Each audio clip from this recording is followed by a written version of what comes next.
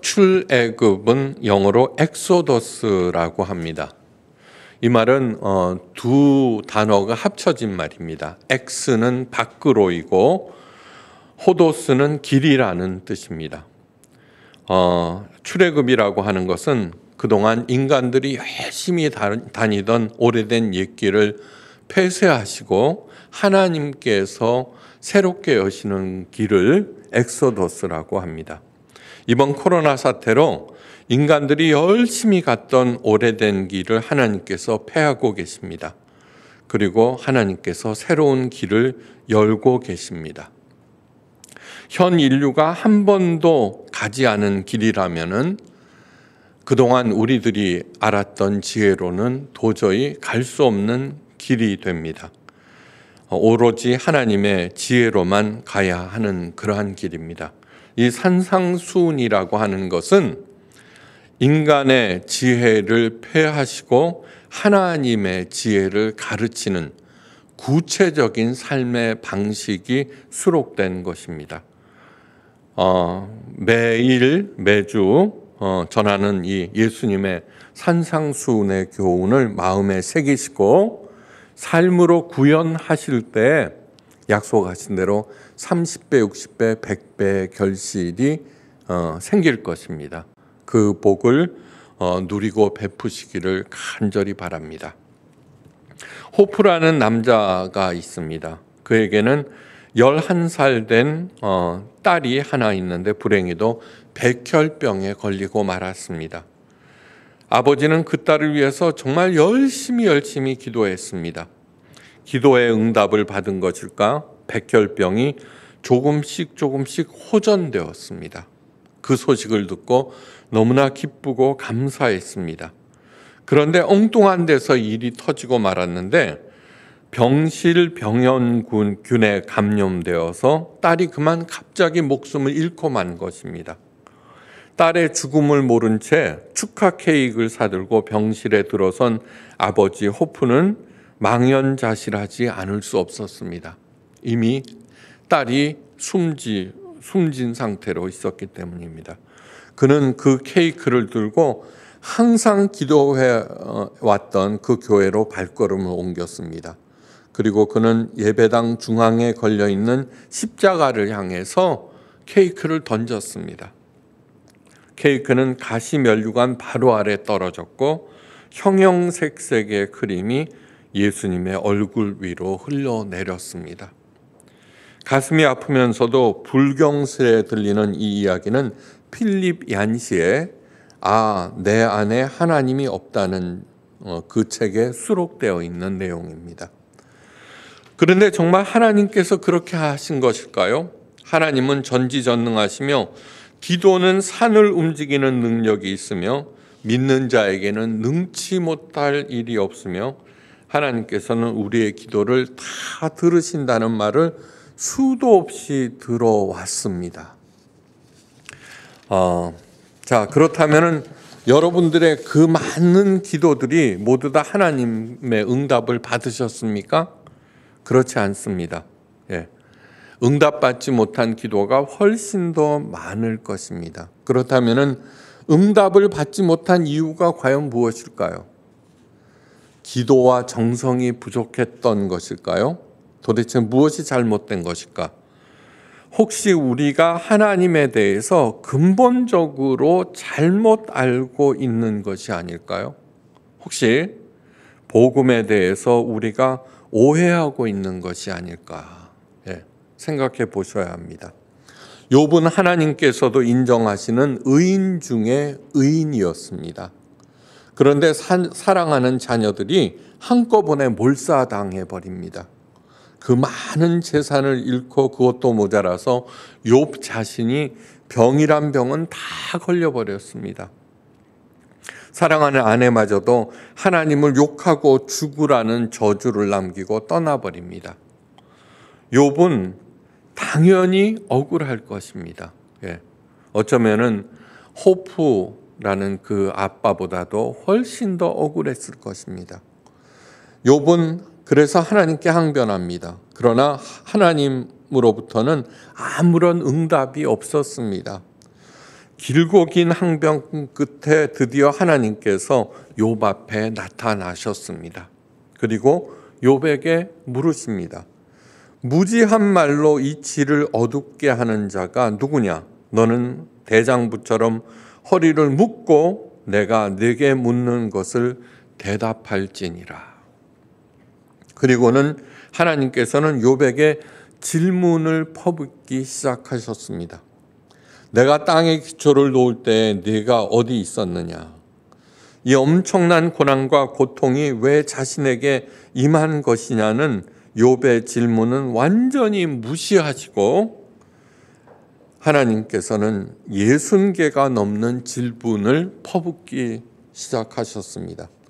하나님의 그 질문들에 대해서 욥은 아무런 대답도 하지 못했습니다. 그런데 이상한 일이 일어납니다. 묵묵무답이던 욥이 하나님께 이렇게 아뢰입니다. 내가 스스로 깨달을 수 없는 일을 말하였고 스스로 알 수 없고 헤아리기 어려운 일을 말하였나이다. 이어서 엄청난 말을 합니다. 내가 죽게 대하여 귀로 듣기만 하였사옵더니 이제는 눈으로 주를 배옵나이다. 이번 코로나 사태로 하나님께서는 우리 인간들에게 그저 오래된 길에 익숙한 우리 인간들에게 새로운 질문을 던지고 계십니다. 그 질문에 답을 할 때 우리는 하나님의 새로운 세계로 들어갈 수 있습니다. 답이 없습니다. 그 질문만 묵묵히 묵상한다면 좋은 결과를 얻을 것입니다.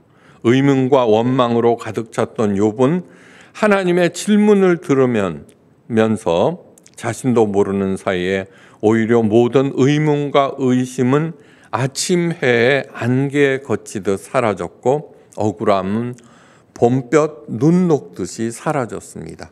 그러자 영이신 하나님의 존재가 눈앞에 또렷하게 보였던 것입니다. 하나님께서 하신 질문 중에 귀를 사로잡는 것이 하나 있습니다. 네가 내 심판을 폐하려느냐? 스스로 의롭다 하려 하여 나를 불의하다 하려느냐는 질문입니다.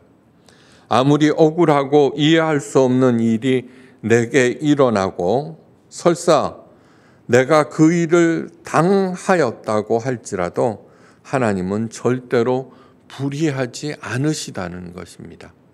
하나님의 심판은 아무리 억울하다고 할지라도 하나님의 처사는 절대로 불의하지 않다는 것입니다. 오히려 당해서 억울해하는 내가 문제가 있다는 그러한 뜻입니다. 그리고 그 문제를 직시하라는 것입니다. 이러이러하니 하나님은 불의하다고 하는 한 하나님의 마음을 절대로 이해할 수 없습니다. 이러이러하니 하나님은 불의하다고 하는 순간 그것은 내 생각과 내 규정 속에 하나님을 거두는 결과를 낳기 때문입니다. 사랑의 하나님께서 왜 그런 무서운 일들과 부조리한 일들을 내버려 두실까 생각해 보셔야 합니다. 왜 하나님께서는 정말 수십만 명이 세계대전보다도 많은 사람들이 죽어가는 그러한 일들을 그대로 내버려 두고 계실까? 그것을 깊이 묵상할 때 그래야지 좁고 얕은 내 생각에서 벗어나서 넓고 깊은 하나님의 신비와 사랑과 은혜의 세계로 들어갈 수 있습니다. 하나님의 수많은 질문을 들으면서 욥은 스스로 갇혀있던 생각들이 하나둘 깨져나가는 것을 보았습니다. 그러자 억울함도 분노도 의심도 의문도 마침내는 죽음마저도 욥을 가둬놓을 수가 없었습니다. 그러니까 당연히 하나님이 보일 수밖에 없습니다. 예수님께서 산상수훈을 통해서 우리들이 갇혀있던 틀을 깨나가시는 중입니다. 다른 말로 얘기하면은 이 코로나 사태는 예수님의 산상수훈과 같은 역할을 하고 있으므로 그렇게 생각하시고 받아들이셔야 합니다.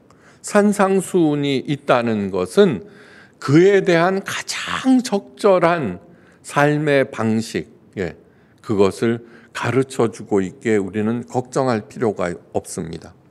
율법을 지키지 못해서 지질이 고생하며 천국에도 들어가지 못한다고 여겼던 사람들, 율법 안에서 제대로 숨도 못 쉬었던 사람들을 향해서 예수님께서는 복이 있다라고 말씀하셨습니다.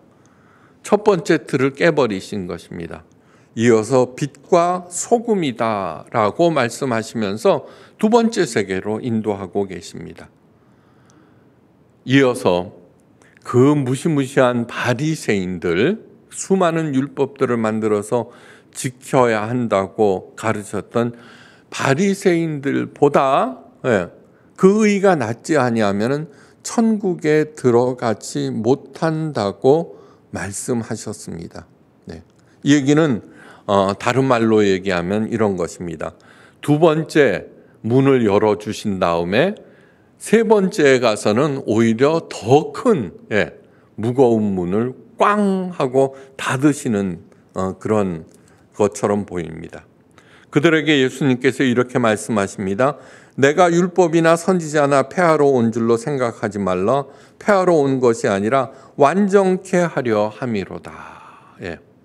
예수님께서 그토록 질타하셨던 바리새인들을 옹호하는 듯한 말씀입니다. 그 말씀을 들은 사람들은 어리둥절했을 것입니다. 아니 방금 율법의 굴레에서 벗어나라고 하셨잖아요. 그렇다면은 그들을 갖다가 폐하셔야 되는데 왜 폐하러 온 것이 아니라 완성시킨다고 하십니까? 율법을 완성하러 오셨다는 예수님의 말씀의 뜻은 이런 것입니다. 자녀들에게 밤 9시까지 반드시 귀가할 것을 아버지가 엄명하셨습니다. 친구들과 또는 이성 친구와 신나고 행복한 시간을 뒤로한 채 9시가 되면 억지로 집으로 돌아와야 했습니다. 엄한 아버지가 야속하고 꼴도 보기 싫습니다. 그런데 어느 날 아버지가 통금 시간을 완전히 없애버린다고 하셨습니다. 야호 그 지긋지긋한 9시 귀가 규칙을 깨져버렸구나. 이제 나는 자유다 라고 외치는 순간 아버지께서 그 규칙을 폐하는 것이 아니라 완성하려는 것이야 라고 하십니다. 이건 또 무슨 뜻일까요? 일찍 오라는 것일까요? 늦어도 괜찮다는 것일까요? 정말 아리송하기 짝이 없습니다. 예수님은 도대체 우리더러 어떻게 하라는 것일까요? 어리둥절해야 하는 사람들에게 예수님께서 일침을 가하십니다. 진실로 진실로 너희에게 이르노니 천지가 없어지기 전에 율법의 1.1획이라도 반드시 없어지지 아니하고 다 이루리라. 여기서 한 발 더 나가십니다. 그러므로 누구든지 이 계명 중에 지극히 작은 것 하나라도 버리고 또 그같이 사람들을 가르치는 자는 천국에서 지극히 작다 일컬음을 받을 것이요 누구든지 이를 행하며 가르치는 자는 천국에서 크다 일컬음을 받으리라. 예수님의 이러한 말씀은 사람들을 혼란스럽게 하는 것이 아니라 더 새로운 세계로 더 깊이 인도하는 말씀입니다.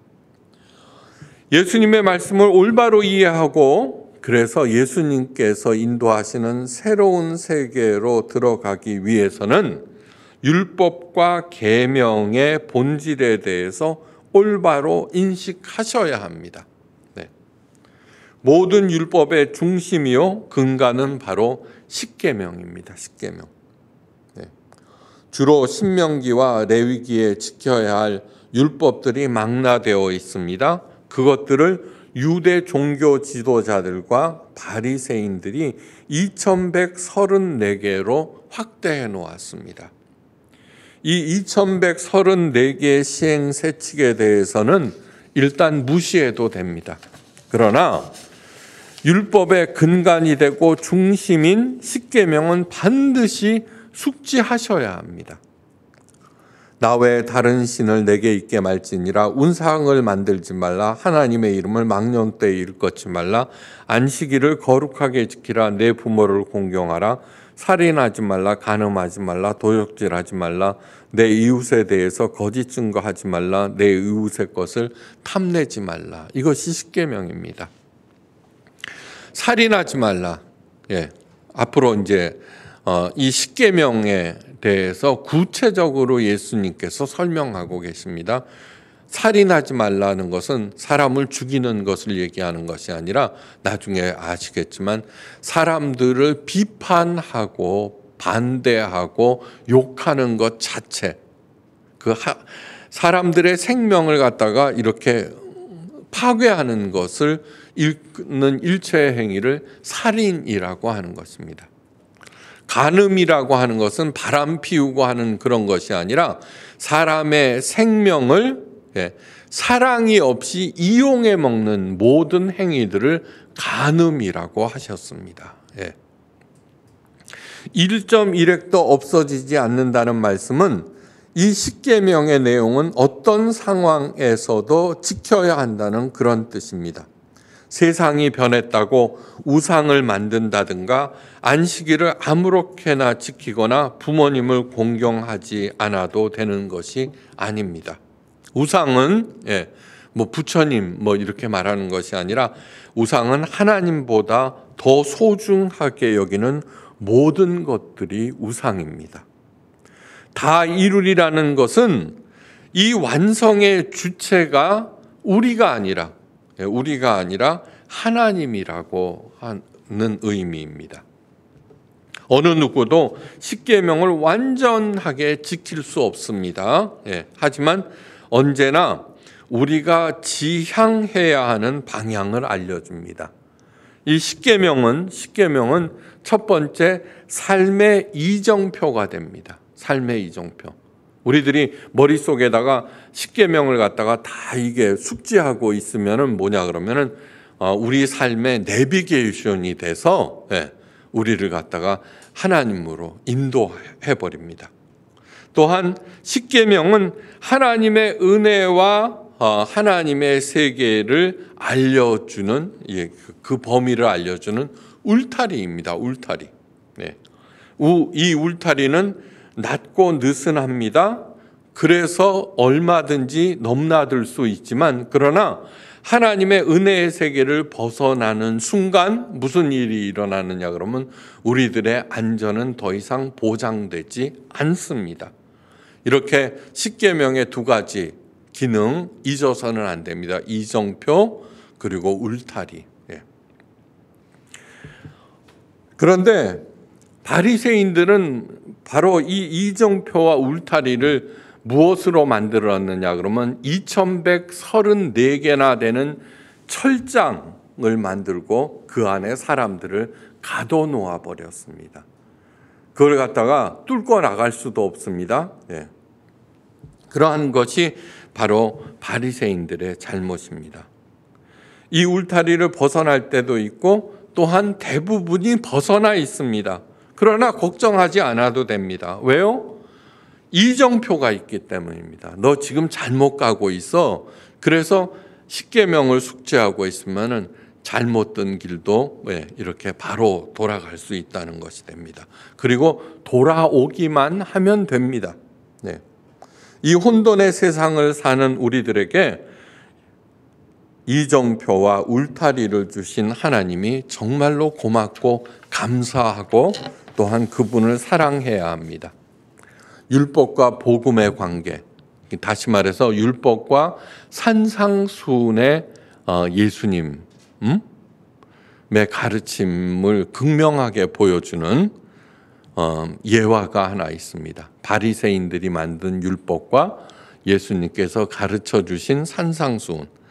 마음씨가 착한 한 여자가 있습니다. 결혼을 했는데 이 사람은 돈은 좀 있습니다. 그런데 그 남편은 너무너무 엄격하고 꼼꼼한 사람이어서 출근할 때마다 그날 해야 하는 일들을 적은 목록들을 그 여자에게 주었습니다. 빼곡하게 적힌 그 일들을 하는데 마음이 내키지 않는 일을 하려니까 전혀 기쁨이 없습니다. 근데 더 큰 일은 무엇이냐 하면은 퇴근 후에 집으로 돌아와서는 그 목록에 따라서 일일이 점검하는 일입니다. 해놓은 일들이 완벽주의 남편의 마음에 들지 않습니다. 잔소리가 계속 이어집니다. 그래서 남편이 들어오는 발자국 소리만 들어도 가슴이 철렁 내려앉고 오그라듭니다. 하나님께서 그런 쫀쫀한 남편을 그냥 살려두실 리가 없죠, 그죠? 갑자기 죽었습니다. 그리고는 다른 남자를 만나서 결혼했는데 그 남자는 능력도 있고 돈도 있는데 게다가 그 여자를 너무너무 사랑한다는 것입니다. 그래서 하고 싶은 일을 마음대로 하라고 돈도 듬뿍 주었습니다. 여자는 그 남편의 사랑을 받으면서 너무너무 행복했습니다.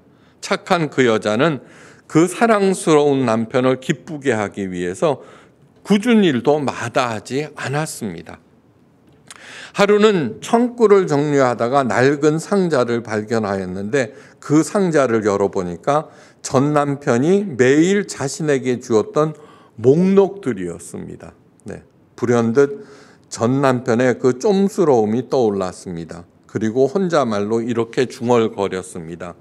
이 사람아, 지금은 그때보다 훨씬 더 많은 일을 하지만 하나도 힘들지 않고 행복하기만 하다네. 옛 남편이 적어주었던 그 목록들이 무엇입니까? 바로 바리새인들이 만든 2134개의 그 율법 조항들입니다. 이 여인의 말은 바로 기독교 신앙의 진수입니다. 산상수훈은 우리를 너무너무 사랑해서 모든 것들을 공급하시면서 그 사랑을 통해서 가야 하는 길을 제시하신 예수님의 가르침이라는 것입니다. 바리새인들은 하나님을 사랑하지 않으면서도 2134개의 율법을 잘 지켜서 하나님으로부터 복을 얻겠다고 몸부림치는 사람들입니다. 자기들만 그렇게 하면은 모르겠는데 다른 사람들까지도 그렇게 해야 한다고 다구치고 있습니다. 정말 그 사람을 사랑한다면 복에 관계없이 그 사람이 좋아하는 일들을 할 것입니다. 그것도 신나게 열심히, 그죠? 예수님을 사랑해야 하는 이유가 바로 여기에 있습니다. 그래서 예수님께서 내 마음을 다하고 목숨을 다하고 뜻을 다하여 주 너의 하나님을 사랑하라고 하셨습니다. 하나님, 예수님, 성령님을 누구보다도 무엇보다도 사랑하는 마음, 이것이 바로 율법의 근간이며 율법을 완성하는 힘입니다. 우리에게 나오는 것이 아닙니다. 우리에게 그것을 열심히 지켜서 완성시키려는 마음 버리시고 삼위일체 하나님을 사랑하기만 하면은 먹든지 마시든지 무슨 일을 하든지 주를 위하여 하는 일이 될 것입니다. 그죠? 사도 바울이 말합니다. 내가 복음을 부끄러워하지 아니하노니 이 복음은 모든 믿는 자에게 구원을 주시는 하나님의 능력이 됨이라. 복음을 부끄러워한다는 것은 예수님의 가르침을 듣고는 아이고 이 세상이 어떤 세상인데 2000년 전 그 가르침을 지키라고 그게 밥이 나오겠어 떡이 나오겠어 라고 생각하는 것입니다. 세상이 아무리 바뀌어도 십계명은 절대로 폐해지지 않는다는 것을 명심하셔야 합니다.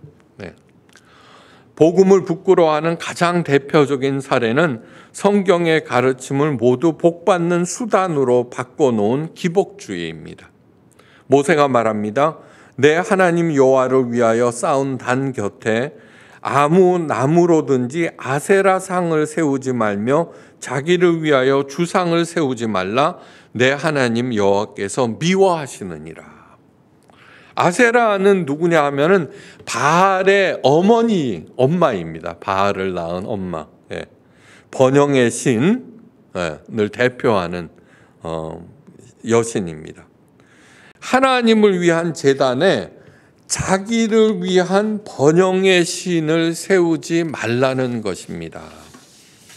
예. 자기를 위한 것이 모두 다 우상입니다.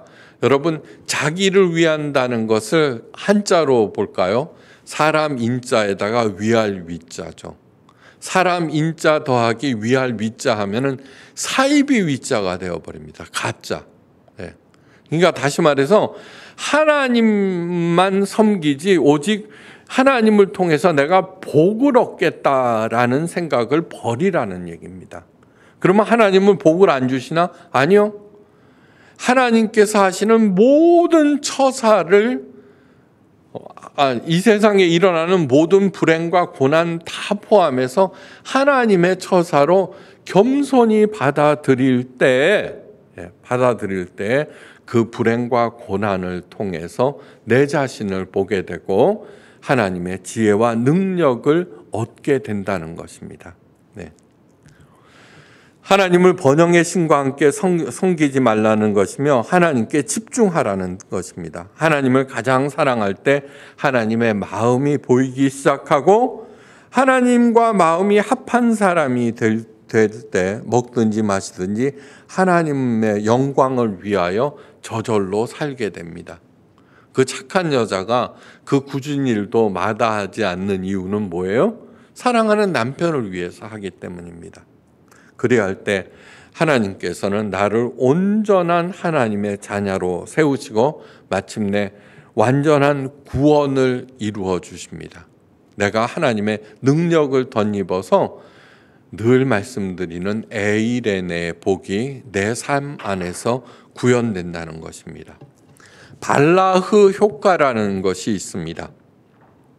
노벨상을 받은 독일의 오토 발라흐가 명명한 것인데 모든 사람들에게는 저마다 지적 능력이 있다는 것입니다.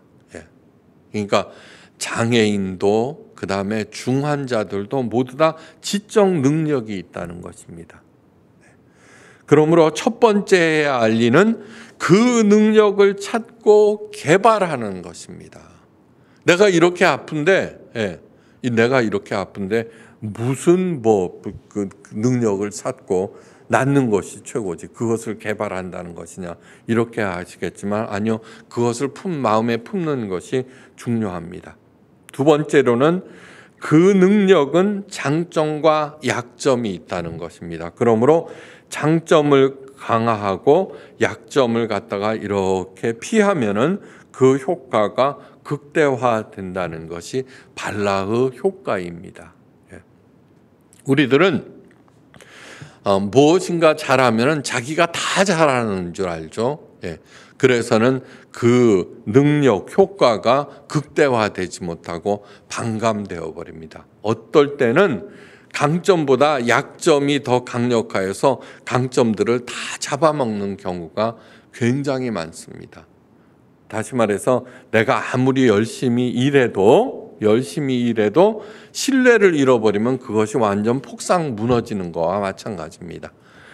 수십 년 동안 다른 사람들에게 신뢰를 받는데 한 번만 속인다고 하더라도 그 신뢰가 완전히 무너져 버리고 거덜이 나 버립니다. 깊이 생각하셔야 합니다. 그러므로 진심 어린 신뢰만이 자신을 갖다가 바로 세울 수 있다는 것을 잊지 마시기 바랍니다. 코로나 사태 이후의 세상은 그동안 살아보지 못한 세상입니다. 특히 코로나 이후의 세상, 지금 우리들이 열심히 배우는 것 중에 가장 중요한 하나는 뭐냐 그러면은 더불어서 함께 살아야 한다는 것입니다. 더불어서 함께 살아야 한다는 것. 현재 누가 누구를 감염시킬지 모르는 그러한 세상입니다. 다시 말해서 감염원을 알 수 없는, 추적할 수 없는 그런 감염이 훨씬 더 많아집니다. 그러니까 서로 경계하라는 것이 아니라 각자의 책임을 다하고 서로 도와야 하는 그런 세상이라는 것입니다. 이러한 세상을 통해서, 지금 현재 이 세상을 통해서 열심히 사람들이 지금 인터넷이니 뭐를 통해서 훈련하고 있지 않습니까? 그러면 코로나가 끝난다고 할지라도 그러한 세계는 더 확대될 것입니다. 그전에는 내가 부자이면은 다 잘 살았습니다. 혼자. 그런데 그렇지 않습니다. 가난한 사람들이 점점 많아지면은 산업도 이렇게 몰락할 수밖에 없다는 것. 그동안 절대로 건드리지 못했던 세 가지가 있습니다. 첫째는 자본주의. 자본주의 절대 못 건드렸습니다. 오죽했으면 중국도 자본주의가 되어서 저렇게 세계 2위가 되고, 이거 어떤 사람이 2025년 되면은 G0 시대가 된다고 합니다. G0라고 하는 것은 뭐냐 그러면 절대적인 강자가 없어지는, 미국과 동급이 된다는 그러한 얘기입니다. 자, 자본주의를 하나님께서 이렇게 정리하고 계십니다. 두 번째는 미국입니다. 미국 아무도 건드리지 못했습니다. 아무도 건드리지 못했습니다. 그런데 지금 코로나로 인해서 죽은 사망자가 한국 전쟁에서 죽은 사람의 10배가 되고요. 베트남 전쟁에서 죽은 4배가 된다고 합니다. 그 다음에 또 하나는 뭐냐 그러면은 사람들이 건드리지 못한 것이 한국 기독교입니다. 물론 반대하고 할 수 있고 비판하는 것이 언론이 자유화된 지금 마찬가지지만, 그런데 이것을 하나님께서 친히 심판하고 계십니다. 욥에게 말씀하셨습니다. 내 심판이 불의하다는 것이냐? 욥에게는 아무 잘못이 없습니다. 그런데 아무 잘못도 없는 욥이 하나님의 그 60가지나 되는 질문을 들으면서 그 앞에서 생각하게 되고 드디어는 자기가 불의하다는 것을 인정합니다. 여기에서 우리가 알아야 될 것은 무엇이냐 하면은 잘못된 것들을 갖다가 인정하고 없애라는 것이 아닙니다. 아닙니다. 자본주의를 없애라는 것이 아니라, 파괴하는 것이 아니라 올바로 세우라는 것입니다. 미국을 올바로 세우라는 것이고 한국 기독교를 올바로 세우라는 것입니다. 그것이 완성한다는 의미입니다. 하나님의 가르침을 우리가 따라갈 때 정말로 모든 사람들이 더불어 잘 사는 그런 자본주의가 될 것이고, 세상의 군비를 10%만 이렇게 전략해도 80억 인구가 굶지 않는다고 합니다. 미국은 하나님께서 주신 그 많은 축복을 받은 나라입니다. 최고의 축복을 받은 나라, 그 나라가 정말 공정한 나라가 되어서 세계 질서를 올바로 잡을 수 있고, 한국 기독교가 신뢰를 회복하여서 그 옛날 일제를 물리치고 대한민국을 자유 세계로 만든 그 파워를 발휘해야 할 때라는 얘기입니다. 코로나 이후의 세상은 더불어서 함께 살아야 하는 세상이라는 것을 잊지 마시기 바랍니다. 그러므로 우리들이 하나님께서 열어주시는 새 세상에 들어가서 주인공이 되고 중심이 되기 위해서는 머릿속에 하나님을 가장 사랑하면서 어떻게 하면 주변 사람들을 살릴 수 있을까, 도울 수 있을까, 적은 힘이나마 그렇게 생각할 때 반드시 길이 열린다는 것을 잊지 마시기 바랍니다. 그동안 우리가 살아온 모든 방식에 대해서 이 코로나 사태를 통해 욥에게 질문을 던지듯이 하나님께서 수많은 질문을 던지고 계십니다. 돈이 없어졌습니까? 매상이 줄었습니까? 돈에 대한 내 생각에 질문을 던지고 계시기 때문입니다. 그러므로 그 돈에 대한 올바른 본질을 이해하고 바로 세울 때 드디어 나는 돈의 종노릇하는 것이 아니라 돈이 내 종이 되어서 나에게 수익을 갖다 준다는 것. 함께 있다 보니까 가족 관계가 나빠지셨습니까? 내 배우자나 자녀들의 문제가 아닙니다. 내 생각이 바로 문제입니다. 예, 이 어려운 시대에 함께 할 수 있는 가족들이 있다는 것이 얼마나 고맙고 감사한 일인지 한번 되새기기 바랍니다. 산상수훈은 우리들의 잘못된 생각을 바로 잡아서 내게만 주신 하나님의 능력을 발견하고 강화하기 위한 가장 구체적인 하나님의 방법임을 명심하십시오. 우리가 가보지 못한 세상이라면 하나님의 방법만이 가장 큰 능력을 발휘한다는 것 또한 잊지 말아야 합니다. 하나님을 사랑하십시오. 사랑할 때만 내 생각을 버리고 하나님의 생각으로 전환되며 그분의 능력을 비로소 던짐을 수 있습니다. 예. 하나님의 율법이 저와 여러분 삶 속에서 완성되어서 에이레네 복이 충만하시기를 주의 이름으로 축원합니다. 예. 기도하십니다. 예수님을 사랑할 때 저절로 우리들은 바리새인들의 의의를 능가할 수 있음을 마음속에 새기게 하옵소서. 그래서 언제나 사랑하는 예수님을 위하여 내 삶의 방식을 바꿔나갈 때 나는 저절로 구원의 길, 진리의 길을 가게 되며 마침내 하나님께서 이루어 주시는 평온 속에 누리는 번영, 에이레네 복을 받을 것입니다. 우리 모두 그렇게 열심히 살게 하여서 그 복을 누리고 베풀게 하옵소서. 모든 말씀 우리 주 예수 그리스도의 이름으로 간절히 기도하옵나이다. 아멘.